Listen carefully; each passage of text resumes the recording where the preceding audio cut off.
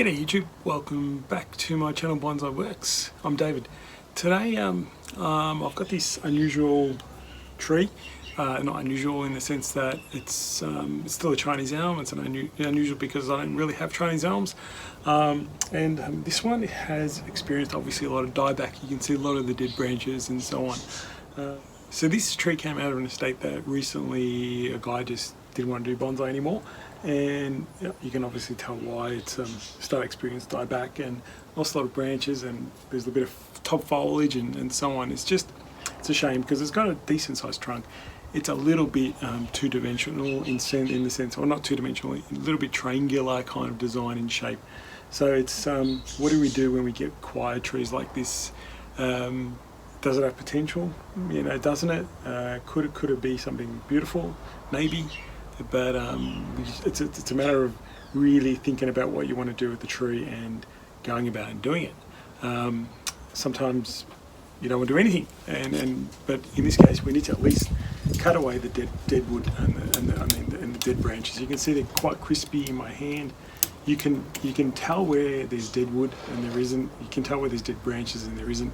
You can almost see, it's a bit hard to show you, but you can almost see the live and the dead veins. So if we start to cut away and see how much dead there is, then we can maybe assess what we're going to do with the tree eventually. So that huge branch has come back to just this small little live branch. I mean, we could grow it out in another 5 years or so on. So just keep going around. Let's find what's alive and what isn't. Alright, so we kind of hacked away all the old dead branches, and we've got some reasonable structure in the tree left. So it has potential to just be a nice little, try to get a broom style, but with the bigger branches. I changed the front. I previously thought the front was this. Have all the branches actually, if you look side on, the little branches are coming this way, so this will have to be the new front, I guess. The problem is this whole apex goes backwards, and I'll show you side on. If you can see side on, this part here is going back, and it's easy to fix, well, reasonably to fix. You can see now the structure, right? So this goes back and then this one comes forward. So this is we're kind of trying to create a new tree with this side of the apex. Probably have to remove a lot of that heavy branches at the back there. So you look at this and it's like a lot of heavy branches towards the back. This is unsightly now at the moment. There's a nice finer to create some sort of canopy. You want a full canopy. I like how some of these branches are going upwards. It gives you the deciduous structure, because this is really not very pretty in terms of its horizontal branches, things like that. Tweak a few of these around just to give them different levels. A lot of are okay, like it's just they're all pointing upwards. You can see they're all pointing upwards, which is okay. We can work with that to get them into this tree shouldn't really have flat pads, but we can work on improving this tree. I think there's potential in it. I think it'd be a bit of a work in progress. It needs a lot of love, I guess, and removal of problem areas. Towards the back of the tree it's quite heavy as well. So unfortunately, this probably was the main issue. So I'm gonna have to actually probably try and reduce it as much as I can. Taking off a lot of the heavy growth.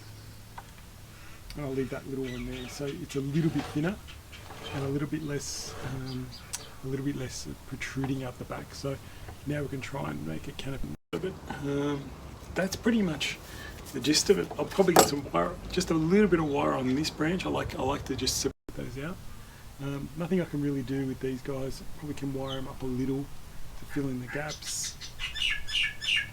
But I think I'm going to just treat this as a clip and grow kind of tree.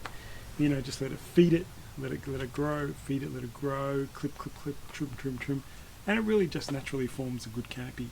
I've also trimmed all the edges, and you can see I've come in and just pretty much gone, trim it all back, and pretty much go further. Now the reason I do that is I want to try and push buds, inner buds. I want to get budding from inside. It'd be nice to get buds inside. So this now really gets lots of sun. lots of water, lots of food, and I got hacked at it, not bleeding anything. Chinese elms are pretty resilient in that sense. It needed that hack because there was so much dead branches in it. There's a lot of dead branches in the top, a lot of dead branches on these old branches here.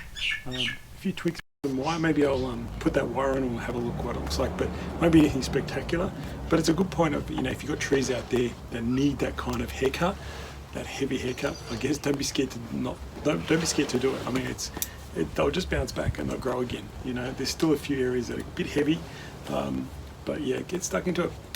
Simple video, simple. Hopefully beginners can use that to have some confidence in what you're going to do.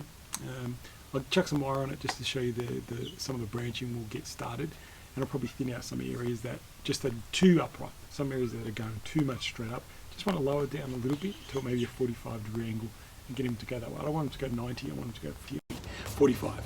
Alright, so we're back with a bit more, nothing too much, just a couple of bits of wire on some of these lower branches, just trying to spread it out a little bit. I think I want to entitle this video, What to Do with an Ugly Duckling. I think it really was, and still is, quite unattractive, I guess, as a bonsai. But I think in time we can develop these branches and pads and really fill it out. Yeah, could trim a few more off there, but that's no big deal. But what I mean, I'll give it a little spin, but there's nothing sensational about it. It's just ugly, right? Some of you might understand what I'm trying to say next, but I was contemplating cutting all the branches off.